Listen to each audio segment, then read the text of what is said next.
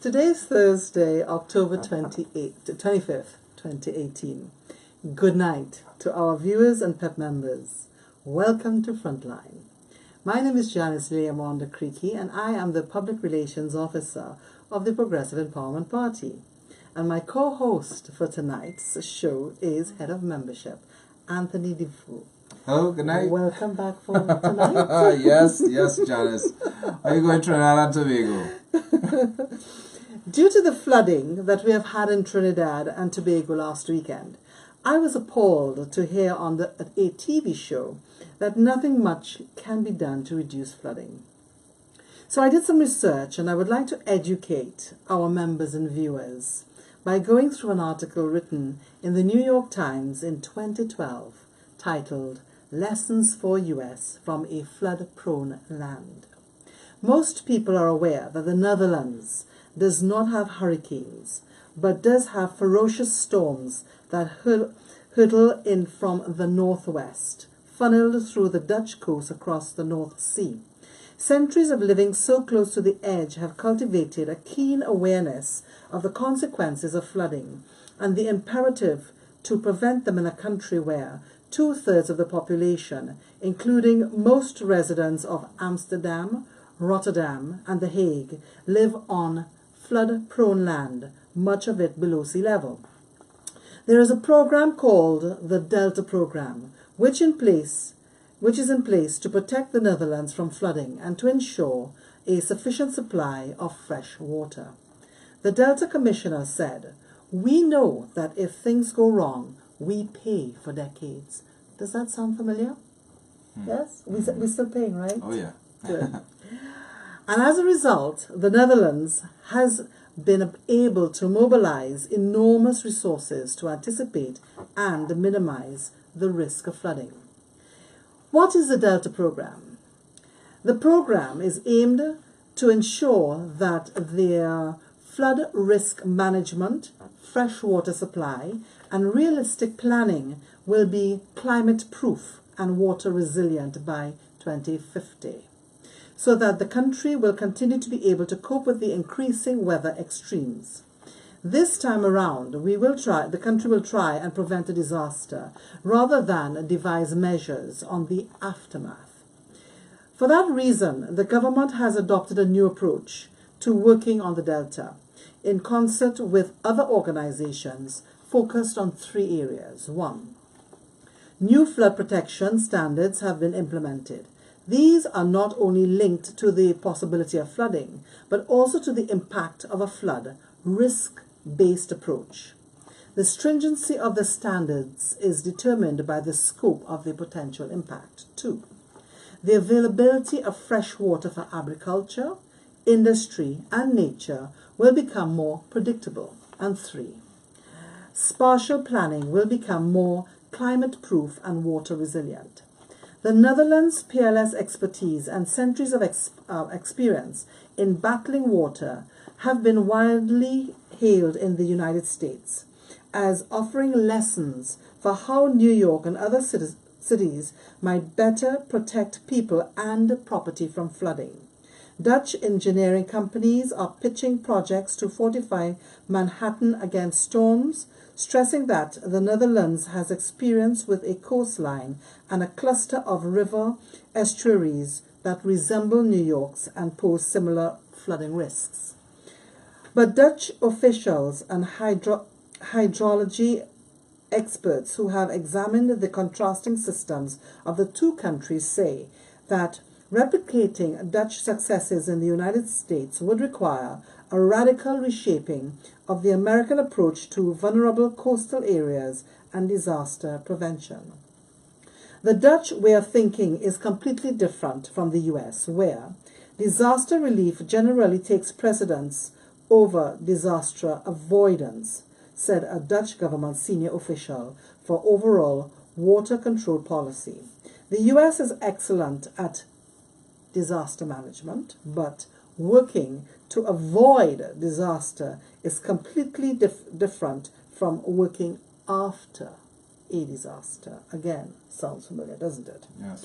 For most of their history, the Dutch held back water inland that began as a large peat swamp by creating an elaborate mosaic of dikes which, strung together today, would stretch for nearly 50,000 miles. After serious floods in 1916 and 1953, however, it was decided that consistently building, raising, and reinforcing dikes was no longer feasible, particularly in densely populated areas. This led to a series of huge dam projects to seal off flood-prone rivers, estuaries, and inlets from the sea, which shortened the coastline and sharply reduced the land area exposed to storm surges. On waterways that could not be sealed because of heavy shipping traffic, like the estuary leading to Rotterdam's port, movable barges were erected instead. In response to the 1953 floods, which killed more than 1,800 people, the state laid down strict rules, ordering that flood defenses be made strong enough to resist a storm so severe that, according to computer projections, it would occur only once every 10,000 years. Excuse me.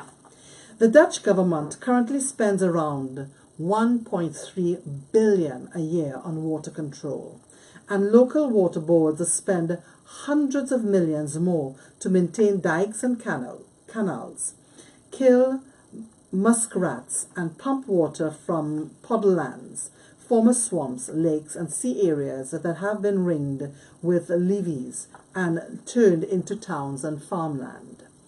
Capital investment and large construction projects have added billions to the total bill.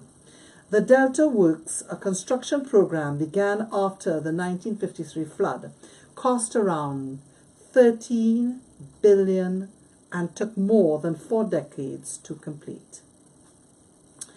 Now, the thing is, when we look at things like this, $13 billion, how much trillions have passed through Trinidad and Tobago? Why is it that, $1.3 billion could not have been invested in our Delta Water program or Delta Works program? But anyway, stick a pin in that for now.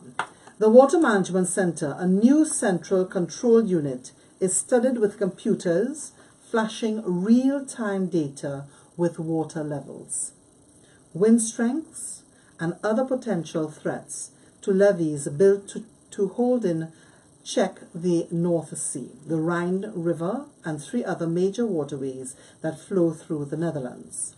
Scores of Dutch scientists, engineers, and executives in the country's flood control industry gather in Rotterdam to mark Hydrology Day and to swap ideas on how they may hawk Dutch expertise to New York. Now, why is it that so many years have passed? We have gone through flood after flood after flood, where people have lost just about everything, and it has been very traumatic to the citizens of Trinidad and Tobago. Why is it that whichever government would have been in power, or yes, whichever party would have been in government, why could they not have employed the services of Dutch engineers to do a survey of Trinidad and to make recommendations as to how to fix our flooding issues? We're not a big country. But Janice, you're asking for us to ask for foreign help. And it's all well and good, right? Mm-hmm. But we had foreign help when they were looking at the railway. We had foreign help. They brought in foreign help to do the survey, and we spent millions of dollars on a feasibility study, and we still don't have a railway. Well, we had a railway and we got rid of it. Right? And we're now doing another feasibility study how many decades later to try to bring it back, right? And like Janice said, millions of dollars spent. And, correct. That's the story of our lives as citizens in Trinidad and Tobago since our independence, 50, 60 years. Trinidad and Tobago is what we've been dealing with. Our grandparents, our parents, It's what we've been fed 24/7. You know, generations being born into this way of thinking, this way of life, this way of accepting what we should not be accepting. Let me tell you, I really didn't want to get started so early in the program, you know. I didn't want to get started. You didn't want me to wind you up. Yeah, so you wanna go on, because let me tell you, I was there this entire period on the ground, seeing for myself Trinidad and Tobago, and the way the state dragged its feet was absolutely unreal.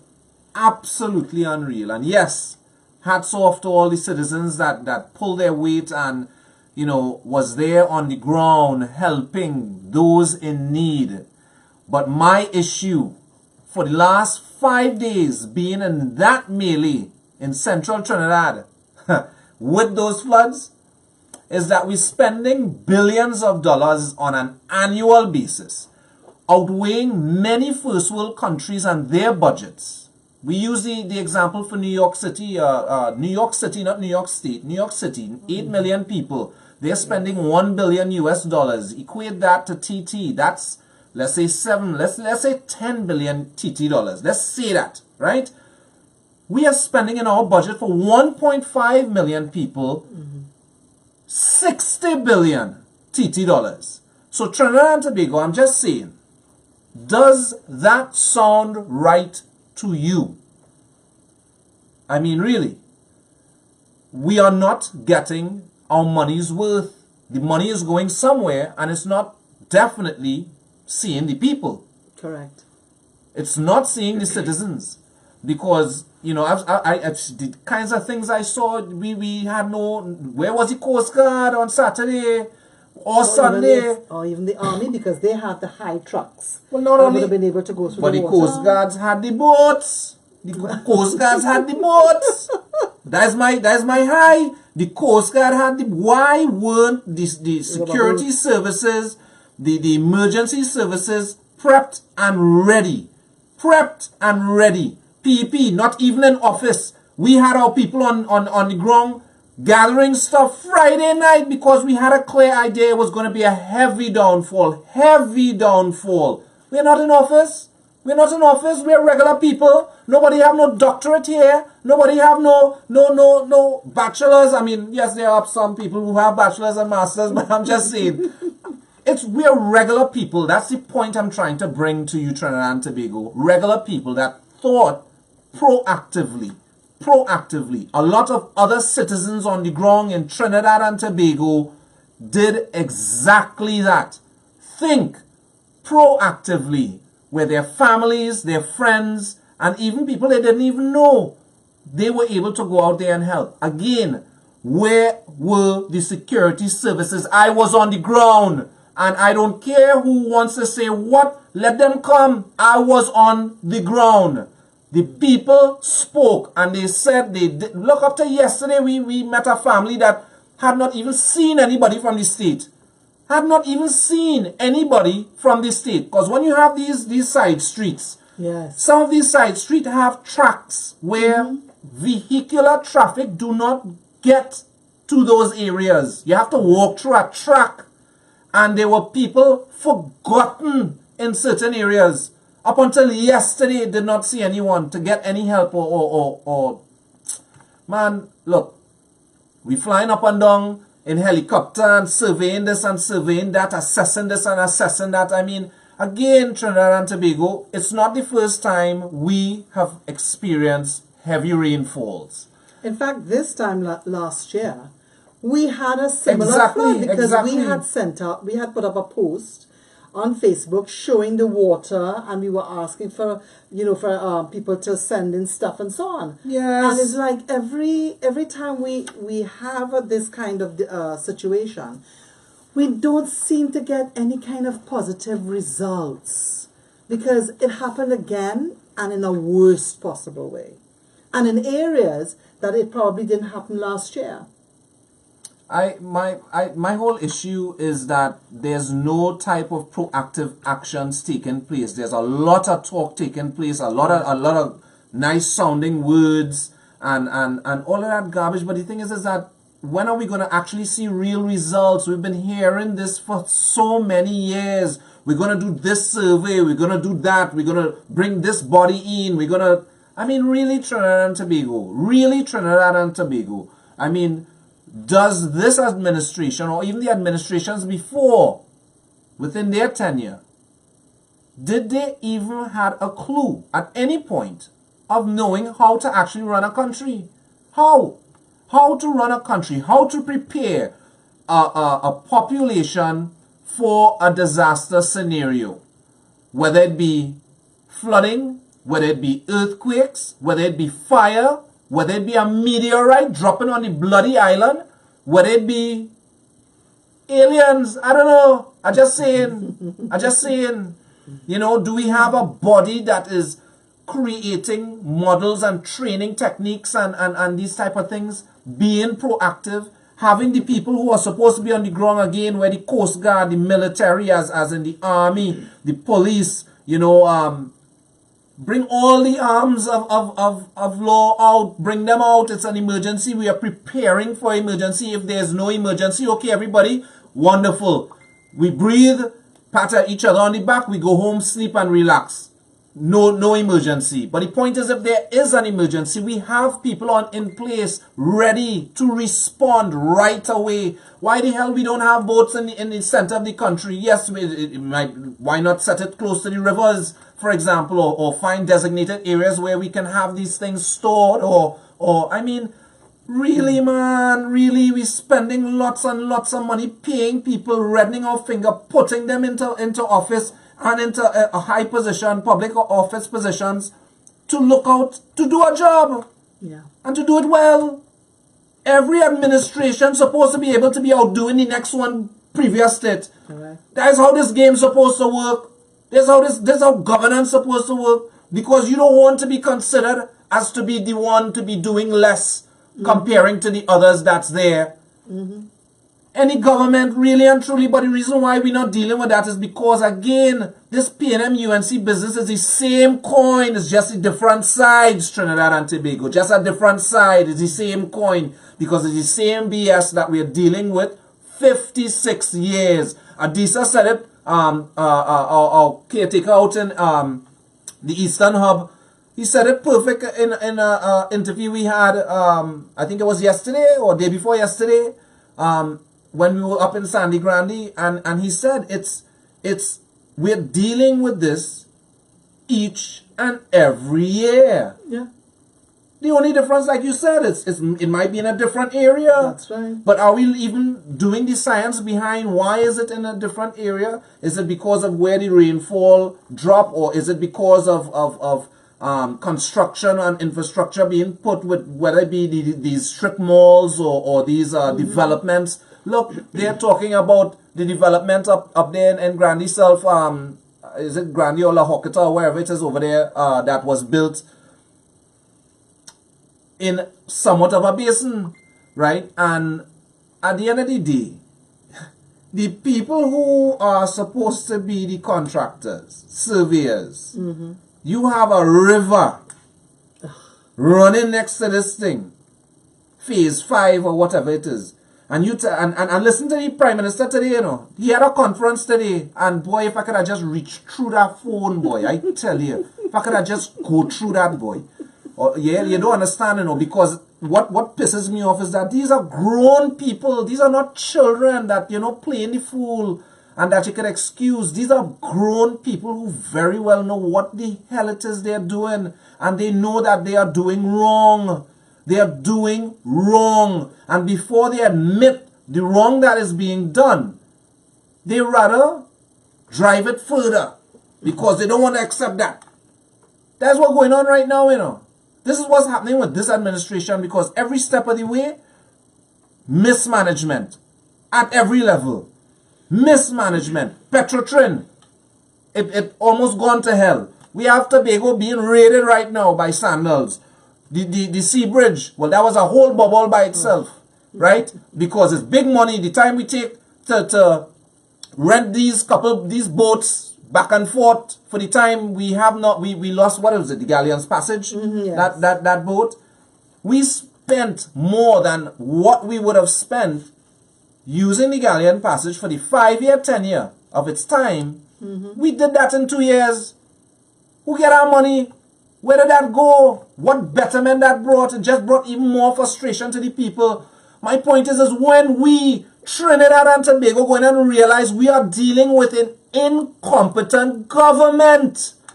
We are dealing with an incompetent government, and are we going to wait as a nation for thousands of people to get hurt or possibly dead because of their mismanagement? Are we going to wait for that, then to jump up and be in a big uproar? Again, I insist Trinidadians are smart people. We are smart people. The question is where are we putting the smartness? I'm just saying we need to grasp the common sense that we have and look at it and see the BS as it is. Because the people that went through what they went through for the last week had no reason under the sun to be going through what they were going through. The whole situation was a total failure. They could say what the hell they want to within government. Stuart Young and all these waste of time people, boy. Waste of time. Yeah, I tell you, my pressure real high because I see old people, an old lady and an old man, 78, the old man and 83, the old lady, in this truck. 2 days in water up to the neck. Good Lord. 2 days. You understand? You hearing what I just said there? Eh? Or they couldn't expect me to pull out no phone to try to record that, because it wasn't about that. It was about helping these people. It was about helping these people. Yeah?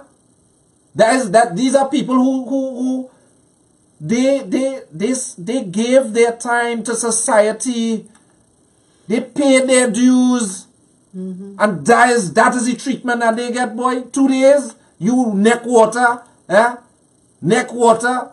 79 and 83. Serious Trinidad and Tobago. Yeah? You know, we have to say thank God for social media, because a comment was made that some of the stories that were coming out on social media was traumatizing the population. But the thing is, it's social media that was able to inform the population of what really was going on. That was all that's propaganda. Place. Who said that? Not government? Yes. Does not government jump out and say that? Yes. The reason why government will come out and say that is because the truth was being said. The truth was being seen. Correct. It was being seen live. That's why they will say that. Yeah. That's why they will say that. They weren't efficient in helping the people holistically. Correct. Bottom line. There were people, when supplies come, you have a road 5 miles long, but people up the road, and the first 2 miles, empty out the truck. The people in the last 3 miles, they see nothing for days. For days. 4 days, Trinidad and Tobago. Anybody could, boy, only could be mad at me, you know. I have no shame in my game right now. None. P&M, boy, my life is to ensure that party come to an end. That is my mission. Because that YC went on there. Nobody need to be going through that, Trinidad. None of our brothers and sisters need to be going through any type of stress and misfortune like that in that way. No. Third richest economy in the Western Hemisphere. Really? Man. It's a shame. But you know, it was very dissatisfying, if I could say that. Where there didn't seem to be a command center. No. At all. So you had everybody doing the same thing and going to the same street. So you had people getting 2 and 3 times. Listen, they were chickens without a head. Correct. They were running around like chickens without a head. You are sitting there as a government, as the Prime Minister, having a conference and thanking, yes, we thank the population for coming out and this and that and the other, and oh, how we had to wait until, you know, the water receded before we could have accessed certain areas. Again. Oh, wait until the sun came up. Really? Really? This is what you sitting down on national TV telling a nation, boy? Eh? And then Stuart Young with this next fool talking about we do not need help from any outside country. Really? Yeah. We didn't need help? We didn't need help. We have it under control. Why you don't go and tell the people who actually get them in a room? I hear to talk about on the conferences around 2,000 families or 2,000 people.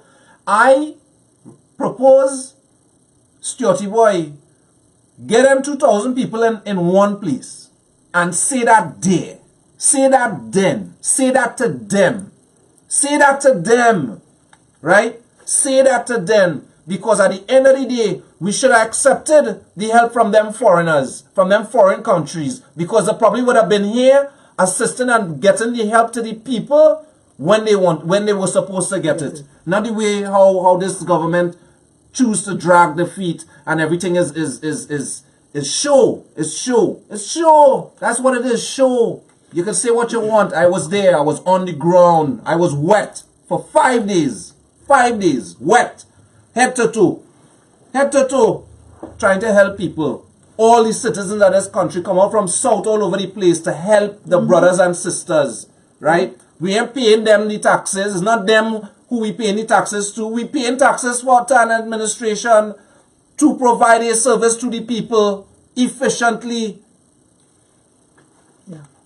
Yeah. It's really unsatisfactory. But what I also, I think also what needs to be mentioned is the fact that the Grenada Prime Minister indicated that anybody who may have family here in Trinidad, for them to feel free and send supplies. And, you know, if that is the case, then they should do it. No, but you see, what would piss me off, right?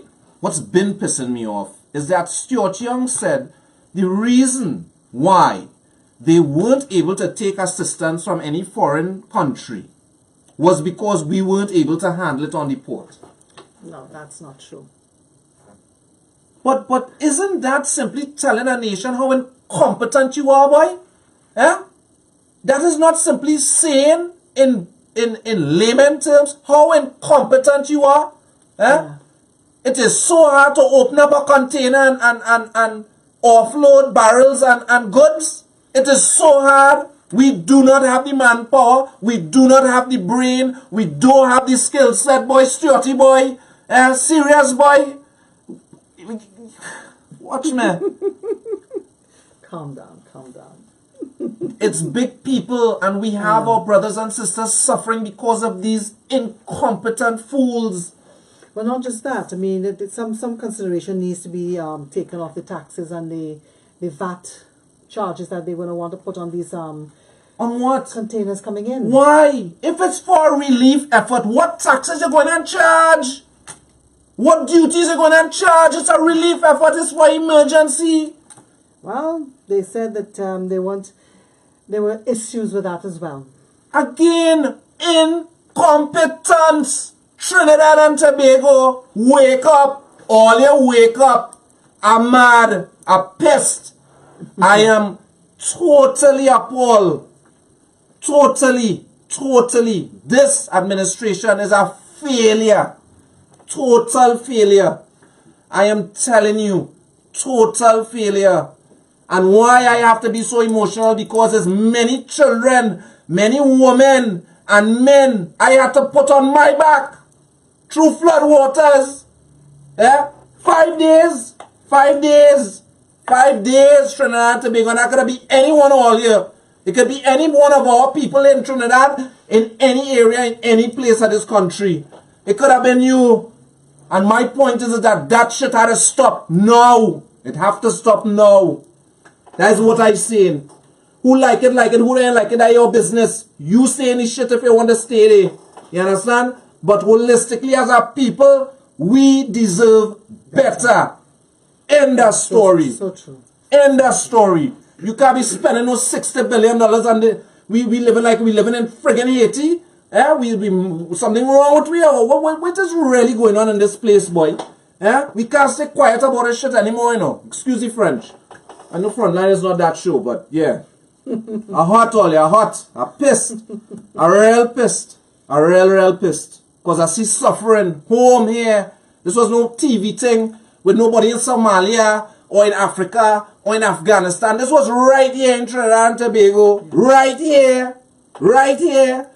You understand? Right here. This wasn't no offshore business. This was our own people suffering for 5 days, over 5 days.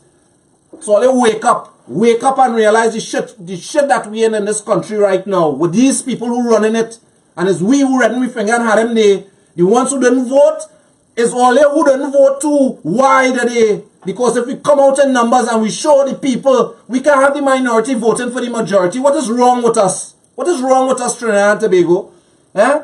Why it is we have a minority of the population voting for the majority of the population? You can't say that you're not interested in politics. You have to be interested. Your whole life, every day, everything you do consists of politics.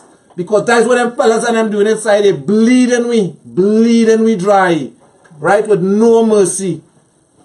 They are supposed to be there for a betterment of the people. I don't care what anybody say. We coming out for PNM, you know. Stewarty. Keith Rowley. Your whole band, boy. Your whole band, breads. Your whole band. I telling you, brother. All your time. It go come.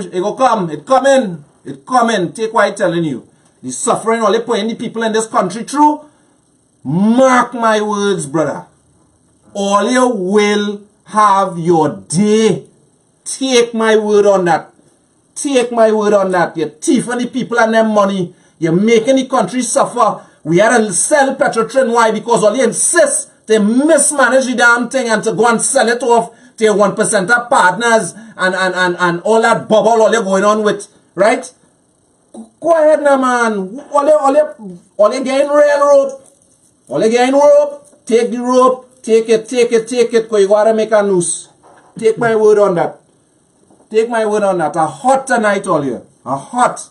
Because I vex. I real vex. I holding it in days now. Days. Tears come down my face. Tears. Sunday night. Tears come down my face. Right?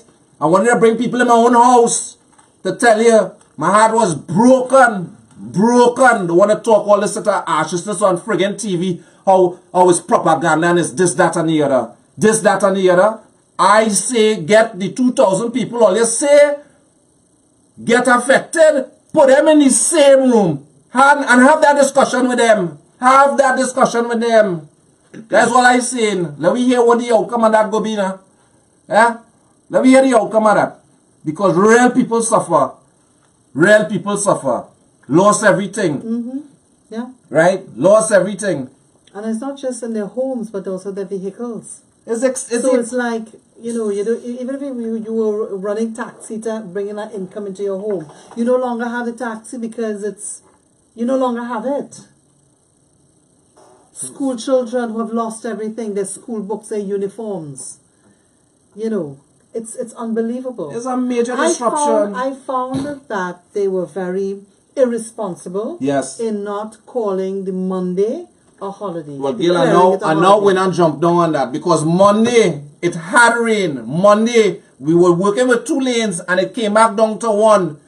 Had there be a little bit more rain, most likely we would have had those roads that they had just opened up to get that 1 lane open, block off again. So you, Mr. Stewarty boy, make a call on a conference telling the nation, send your children to school.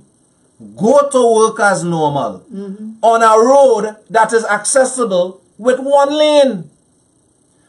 As well as the Met Office already indicated that day to expect more rain.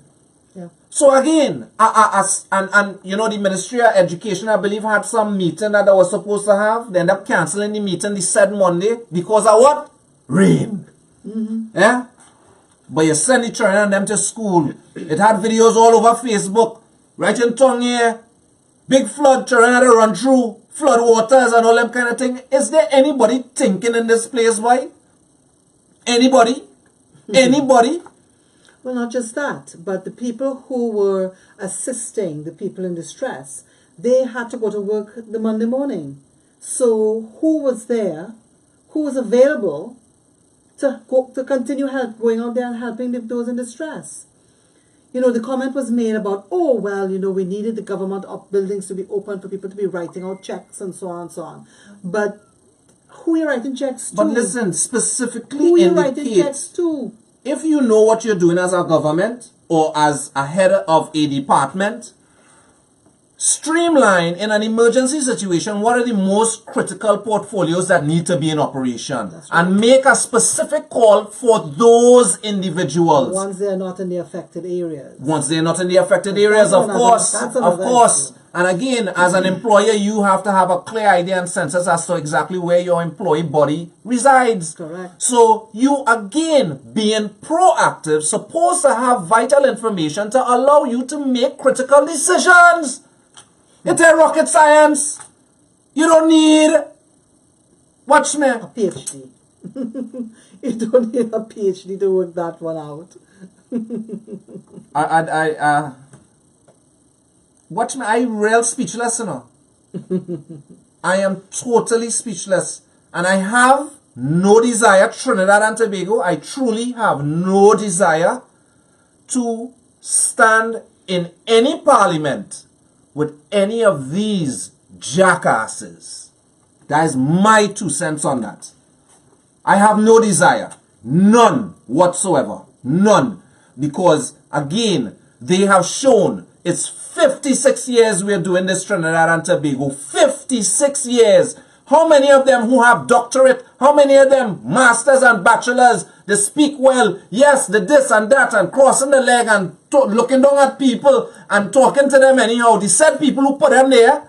The said people who put them there. And these said people is the ones that have catching their ass in this country. The greater part of the majority. And then we still sit down and stay quiet, boy. We still sit down and take it so Trinidad and Tobago? Really? Well, here what's going on. I understand before we didn't have a choice. It was PNM, it was UNC. You didn't like PNM, your only choice was UNC. You didn't like UNC, your only choice was PNM. Well, here what's going on. Thank goodness for a man named Philip Edward Alexander, right? He's one of the, well, boy, I don't want to shine him up too much, you know, but here what's going on. That man was fortunate enough to create the Progressive Empowerment Party. And this party is powered by the people. The people. It's not powered by 1%ers. It's not controlled by an oligarchy or men behind the scenes pulling strings. It's not. It's the people of the party, the membership of the party, who gives direction to the party. It's that simple. We answer to you, the people. End the story. When we have to serve, is you, the people, we have to serve. Because that is what we're signing up for. Public servants. That is what the portfolio is. To serve. Make life better. End of story. End of story. 56 years is failure, Trinidad. You can't be jumping up and balling we time now. Who is the we? Who is we? PNM is black people. UNC is Indian people. That is the we. That is the we. When the we is all are we. When the we is Trinidad and Tobago. One people, one flag, under one flag. When? When that will be? PNM going and bring that for we? UNC going and bring that for we? Tell me. Tell me who going and bring that for the citizens of Trinidad and Tobago. Born. Who? Regardless your race. Chinese, Syrian, Indian, black, white. It don't matter. You're born here. You are supposed to have equal rights. Correct. Across the board. Treated equally. Across the board. What you're learning in CIC, you're supposed to learn in Mukurapo. Right? It's that simple. We're getting in medical associates, you're supposed to get it in Eric Williams. Simple. We deserve better. Much better. We's population too small, Trinidad. We too small of a number of people on this island to be going through what we're going through. Suffering how we're suffering. The value of the dollar is next to nothing. The cost of living is just completely out of the stratosphere. Yeah. Really? A dot on the bloody map, boy. You look at the shitting map, you can't even see Trinidad and Tobago good. Huh? And we going through this? Serious? After spending $3 trillion? Eh? And we ain't have a satellite in space? None of we fellas ever went on the moon, boy. And we spend that kind of money? Serious? Yeah. Eh? When we going to wake up, boy? I telling you, I fully awake right now. You know, after seeing what I see the weekend gone, I real awake, boy. I real awake. Any of my friends who is PNM or UNC, unfriend me. If you choose to still support these parties, unfriend me now. No. I am telling you, I'm not entertaining that anymore, boy. I'm not.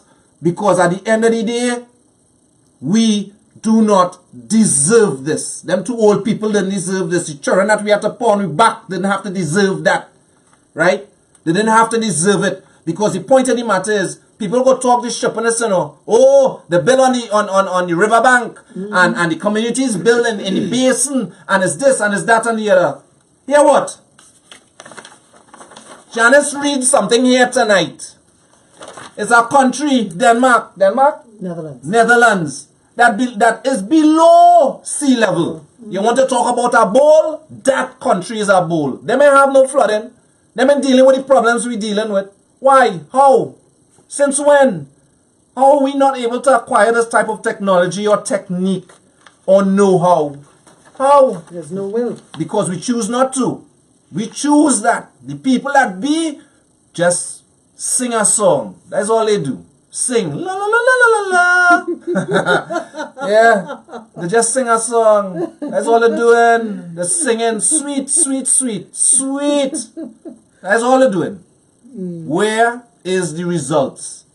Where is it? Where is it?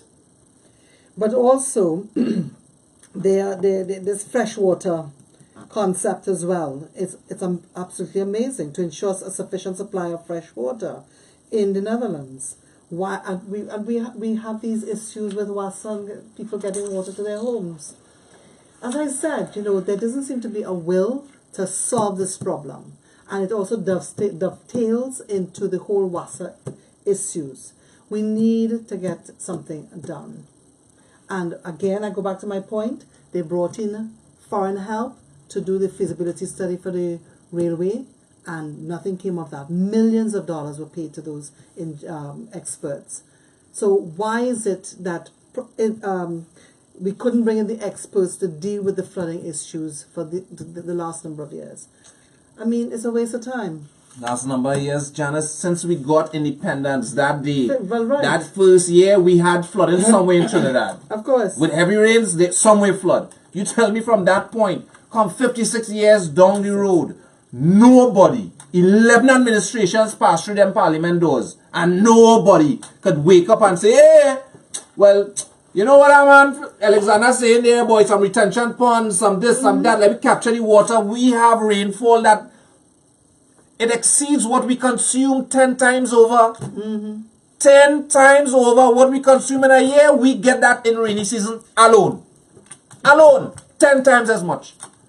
Again, why are we not able to capture the water? You clean the water, disperse the water. How hard is that? That's all I'm asking.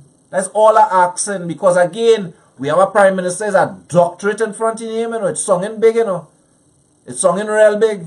Dr. Keith Christopher Rowley. Right? Right? He's supposed to be educated. He's supposed to be smart. Well, we know he went to school. At least well.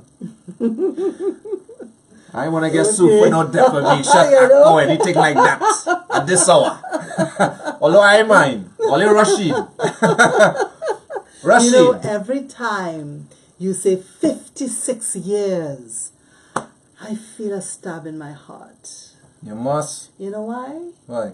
Because I'm 56 years. God. So every time you say that, I go, oh my God, here we go again. That's special. The cougar coming out of it. I'm just kidding. Trying to have a little light moment. I feel a sense of shame, and I feel that, you know, I feel depressed because I'm thinking, God, boy, you know, 56 years, I could identify with that. Yeah. you know, and nothing to improve the quality of life for the citizens of Trinidad and Tobago. You know, you're going to spend so much money on a hotel in Tobago, the highway, when that money should be used to deal with the flooding situation of giving people the water. Listen, all the monies. I really don't understand. All the monies. What going on with the highway, that the piece of highway they wanted to cut going up Toko side. Yeah, exactly. Where they was raping that forest. Yeah. What going on with that? We ain't hearing nothing about that. You ain't hearing nothing about that. Not so? Petrotrin. What going on with Petrotrin? But what is also going on with the schools? I understand that, for instance, a boys' school there in Marval Road, they had to close down the school because after the last earthquake, there was a sewage problem, the classrooms got damaged and so on. And there's a lot of students now moving around the country because the schools, which are supposed to have been fixed during the vacation, weren't. Exactly. So, you know, they're playing musical chairs, moving these kids around. And the Ministry of Education keeps coming and saying how they've done such a fabulous job. So it makes you wonder, who are they trying to fool? It's your children's education that is being impacted by them having to move around. Some children are in a church having to learn because the school is not ready. It is crazy. It is absolute crazy. It is crazy. We have a Minister of Education that have not a clue what he is doing. Not a clue. In fact, show me one man in that parliament that know what they're doing. Show me, please. Anybody, type it on the live. Type it on the live. Let me know now. I'm so interested to know who out there in Trinidad and Tobago watching this right now could say we have a competent one in that parliament there. Who? That's why I'm saying who. Show me who. Show me who stepped up to the plate, who did for the people, who did not have any corruption whatsoever under their tenure or under their belt. Who? Show me.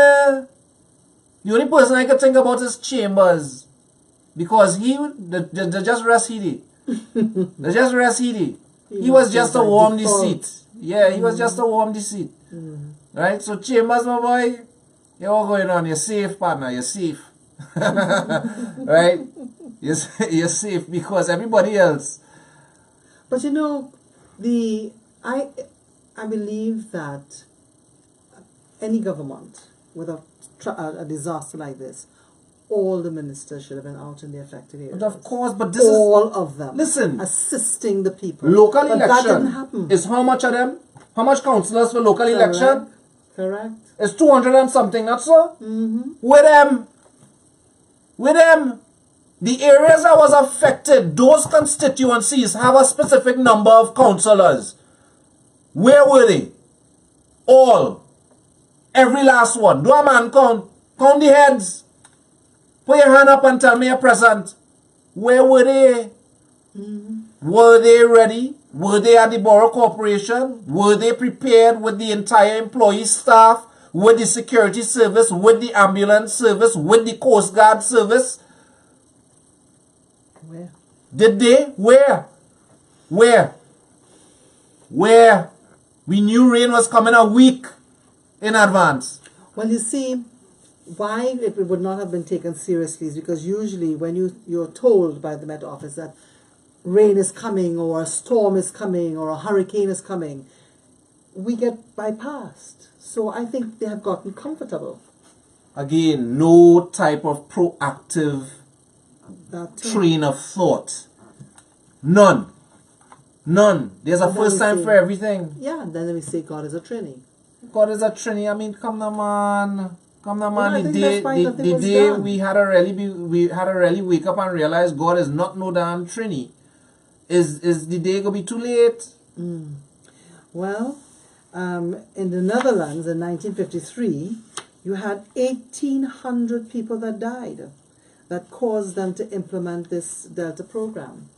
Is it that we have to get 1,800 people to die in this country? Thank you very much. That is what I was now about to say. Is that what we planning to do, Trinidad and Tobago? Yeah. We gotta wait for 100,000 heads to drop, or? Eh? That's what we waiting for? Yeah. Then you want to run hot and sweaty. Hey, let me fix it now. Let me get things in order. All you do, all your work, all of this, all of that, all of the other. That is when we go down with Trinidad and Tobago. Seriously. I want you to sit down and think of that carefully. Yeah? That would be a tragedy. Think real carefully about that at Trinidad and Tobago. Because here what's going on. We are a dot. And chances are, anything major may not just be a few. It just might be all. Mm-hmm. And more areas might be affected. Because I think what happened as well is that because there were a lot of people who were not impacted by the flooding, like for instance where I live, I was bone dry. Mm-hmm. The river, yes, was high, but I mean my property was bone dry. And that was because I had done some work where I ran some PVC off the roof itself. Right. And fed those PVC pipes straight through a wall into the drain. So that water was not hitting the yard. Well, you know, I'll tell you, the problem is not just the incompetent ministers and the people who hold in high office, public office in Trinidad. The problem does not just lie there. It also lies in the evolution of the way we do things. We still do things very much backyard. We have not taken a lot of the updated 21st century techniques and teachings. Mm-hmm. You know, what we do, like for example, town and country. Do they know what the hell? Ineffective. Do they know what they're doing? They don't. Because too much ball and you know, people are being allowed to get away with murder. And there's no kind of repercussions or penalties or corrective action being taken to deal with the issues. Watch me, all the bodies of state that's supposed to be upholding certain things, certain laws, certain ways. Again, it's all broken. I mean, you know, thank goodness for Commissioner of Police, Mr. Griffith. But Griffith yourself, there's a couple things I'm a little disturbed about, and I ain't gonna go into it now, because I kind of taken a step back, taking a closer look at the situation, right? But I seen I'm not 100% about a couple things, you know. I'm not 100% about a couple things because again, we want to enforce certain rules of law. Right? Not realizing that the population is in a state, a mental state. Our thought process is not on par because again, you're dealing with a population that is deficient, who hustling, who is single parent, who have 2-3 jobs, you know, this is just the environment that we're in. So we have a very frustrated population that is road rage is like a normal thing now. You know what I mean? But again, it's because of the level of frustration we are dealing with as a nation, as a population on this big stone in the ocean. So, Gary, all I gotta say is this. You might want to pull a little small think tank again alongside you, one that could deal with a little bit of psychology and try to get into the minds of the people in the sense where no, brother man, that we're dealing with a broken society, a broken population that is under a lot of strain and a lot of pressure due to the administration that is in office right now, right? Raising all the taxes and making things almost unreachable for the average man and woman, far less for the ones that is in the lower depths of society, right? The point is that we need to look at this at many different angles. It's not a straight shot head on and call that George. No. There are many dynamics at play on the ground in Trinidad and Tobago, especially where the psyche of the nation is concerned. There's a lot of things happening where racism is suddenly a part of our culture all of a sudden, right? And that's only primarily because of the politics that we've been fed for the last 56 years. That's only because of that, you know, because again, nowhere else in the world, Africans and Indians at any kind of war, saying anything bad about each other. Simple. Yeah. It's only in Trinidad. And that only happening during election time. Right? So again, when that time come 2020, when the balling is we time, and it's we time, really? Think about it. Who's that wee boy? Because it's certainly not the flood victims. I tell you. Really? Really. And the flood victims could be me and you next year. Or even before the year done. We don't know. We don't know. Because river courses are not cleared. You have bamboo patches in the middle of river and ravines and all these different things. Huge boulders, never cleared. All types of garbage. I mean, really and truly, what do we think is really going to take place in Trinidad and Tobago? Come a natural disaster. We are not prepared. If it's the minor things for us to upkeep and maintain and be on point with, we can't do that. Far less. But you know, someone was telling me that we had 3 earthquakes, huh? Yeah, 3 tremors. we had 3 small tremors. Yeah. You know, we had 3 small tremors, and again, that could be something leading up to something more catastrophic. We don't know. But the question is, are we going to sit down and simply twiddle our thumbs, not put anything in place, not get any type of information, not set up any type of systems in order to have some type of addressing towards a situation like that? Come on, Trinidad and Tobago. We are smart, man. Every Trini I meet outside, anywhere in the world, top of their class. I know we smart. I know we smarter than this, you know. I know that. My question is, what have us this way right now? Because we're seeing what's taking place in front of we, you know. We're seeing it, you know. But for some reason, I'm not feeling like, you know, I'm not feeling it. I'm not feeling like the people. It's like we still kind of on a fence now. You know, who want to still say, well, you know, all right, it's not politics now, but, you know, after everything cool down, I'll go back with UNC, or I'll go back with PNM, and still stand for the garbage that they're trying to shovel down with throat. And this is my point. I mean, we can't live like this, man, Trinidad. We can't. We deserve better. I travel all over the world and see what our first world country is supposed to be like. We do not have a large enough population, and if we can get our GDP in order and have a proper diversification of our economy and give the people hope and opportunity, watch me, hey, nothing could stop me, you know. Nothing. Not one citizen could be stopped. You understand? We are the best of the best, Trinidad and Tobago, and for us to feel otherwise, we're wrong. And that is only because of the environment that we've been for the last 56 years. We come straight out of slavery into another form of mental slavery. That's all that went on there. Yeah, that's all that went on there. But it's time for us to break these shackles. Time to break it. You understand? The people are the one who have to have control of the nation. And every decision moving this nation forward must have an okay from the population at large. Every citizen have to show direction. That is what we need to try to forge for. Betterment for all. Let everybody have a say. Not everybody is going to agree, you know, but my point is that we have to have discussion. Can't shove things down people's throat. We cannot. There's logic to everything. Everything. You understand? And if we have a line of communication is key. Because with information, it allows you to make better decisions.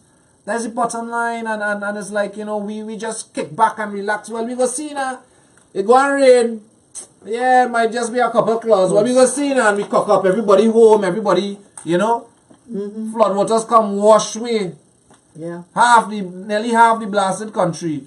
And you now want to come Saturday morning to run hot and sweaty to try to get truck and to look for sandbag and to see when you do reach in the zones, you realize your truck can't reach because the water so high, it's 10 feet and 8 feet high. You know how to think, well, boy, we should have get a boat, boy. So now you had to make call at that point to try to look for a boat. I mean, really, gosh, boy, oh gosh, Trinidad, come now, man. Come now, man. When we running down man and woman and we want to track girl and track man, we could do all we had to do in we power to find all the information and do everything we had to do to be proactive for that, though. And we could do that for that, though. But to bring betterment for us as a people in that holistic way. Where's the problem? As the PRO of the political part of the Progressive Empowerment Party. Wow, is that time already? Yes. I am so sorry for taking Not at all, not at all. You've been missed. I've been missed. And I'm pissed. I'm missed and I'm pissed. Good line. I am. We should have that on a mug. I know, right? Yes. I'm missed and I'm pissed. Yes. It was horrible. What I want to talk about now, just very briefly, is that there was an article in the newspapers which gave a list of all the contributors with respect to companies and political parties. Now, I'm pissed, just like Anthony, because they gave a list of all the companies and they also gave a list of all the political parties, like the People's National Movement and the United National Congress. But for the Progressive Empowerment Party, they put the list which had Felicia's number, my number, Richard's number, and they did not put the fact that it was the Progressive Empowerment Party. Why you were so surprised? No, man. I mean, no, man. No. You mean no, man? We contested a local government election, and that to me says that we have shown our strength as a party not to be messed with, right? You call out the other two, but you didn't put down the Progressive Empowerment Party. So you Come on. You go and call the man that going and arrest you? Oh God! And that's what I'm afraid of now. Oh man! The afraid that Trinidad. You know, and that tells me clearly that although someone said to us that the party is Facebook entertainment, that is how we are viewed. Yeah, well that's good. That's good. Don't worry, Right? let 2020 come now, and we can see how much entertainment it gonna be. Make sure we don't reach that parliament, you know. Hear what I'm telling you. Hear what I'm telling you, because number one, we legalizing marijuana and emptying them jails, because we have real room to make. I find it is totally unacceptable. Really, really is. Not only that, there was a radio station, Hot 93, that was announcing, you know, for those organizations that were assisting with the relief in terms of receiving items and going out and helping people. I sent them the information, and they did not once did they announce it on their show. Not once. I even sent a message saying, could you please put up our flyer and announce that we are available? Not one announcement. TV6 did a segment on the flood. They had the interview with the Prime Minister and a few people. Then they found Mrs. Prasad Bisessa and had an interview with her.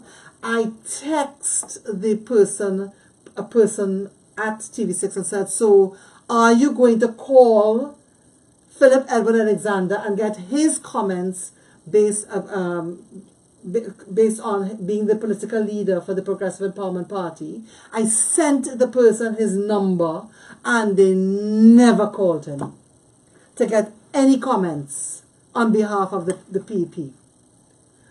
You know, when we talk about a media blackout and people go, oh, so you want to blame the media now for the fact that you lost the local government elections. I went, no, I'm not going to blame the media for that at all. I'm going to blame the media for taking away the constitutional right of the citizens of Trinidad and Tobago. That is what I would blame the media for. Yeah, don't worry. Right? Don't worry now, man. I ain't worried enough. Hear what I telling you, Trinidad and Tobago. I ain't worried at all. I would like to request that all members start wearing their PEP t-shirts when they go into the supermarket, or if it is they're going to wherever you go, wear your t-shirt, because that is the only way that people out there will know who we are. Every time I go to the supermarket, I have on my t-shirt. And I see people watching the t-shirt. They're not telling me nothing, but they're watching. And that is what we need. Because by wearing it more than once and getting people familiar with the name, one day they're going to come and say, so who are you? What is the Progressive Empowerment Party? I see you all the time with this t-shirt. What is it about? Tell me about your party. Because we really need another choice in Trinidad and Tobago. I hear in the barbershops now, there's talk about the fact that they're not voting PNM and they're not voting UNC, and it is time for a third party.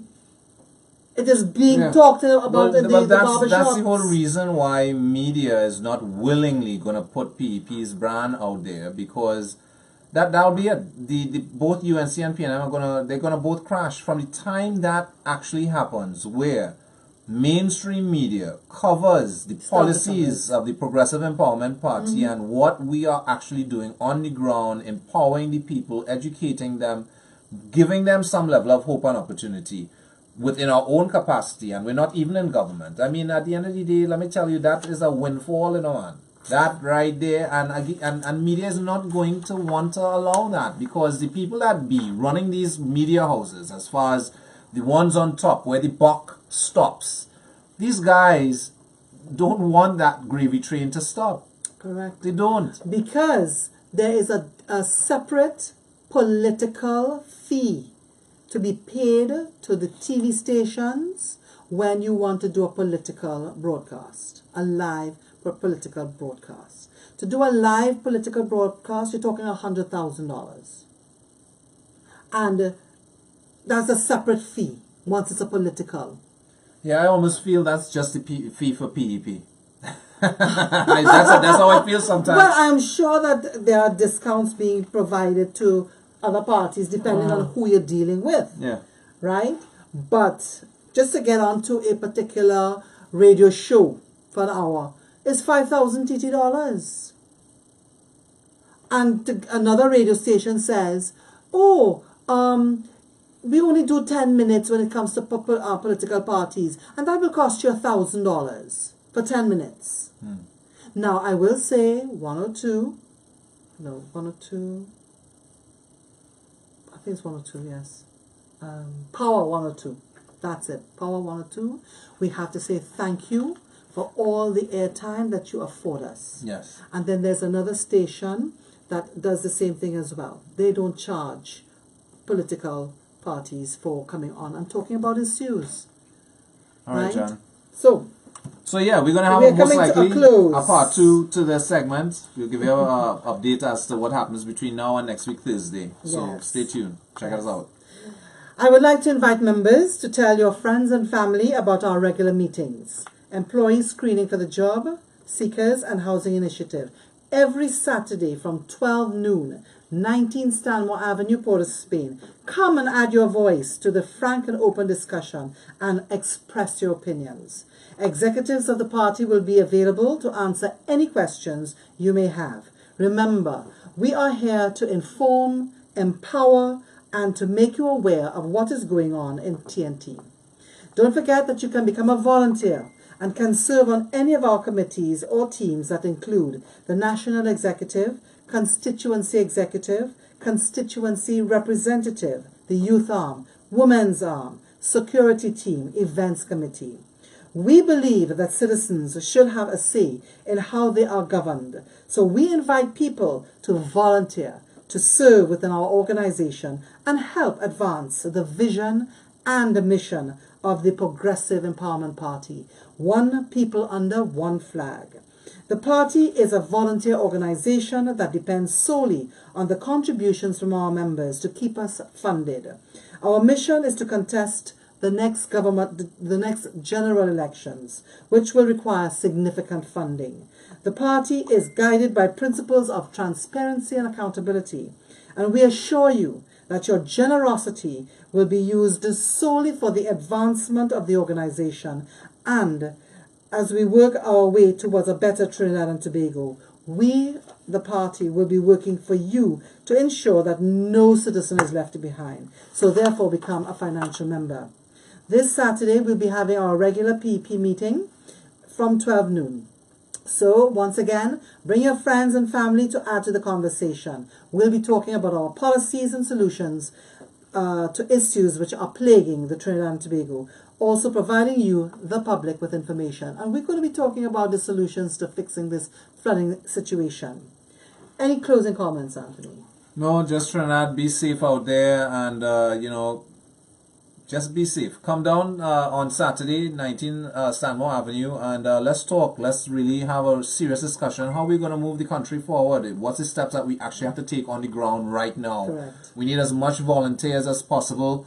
So again, tell your friends, people who never voted before in their lives, turn them on to it, man. Tell them come down, meet the executive, meet the members, and let's make this happen, man. It's for all of our best interests. It's that simple. Correct. We want to acknowledge all our members and thank all of our viewers. To those of you who are on the roads, please be safe. Good night. Good night.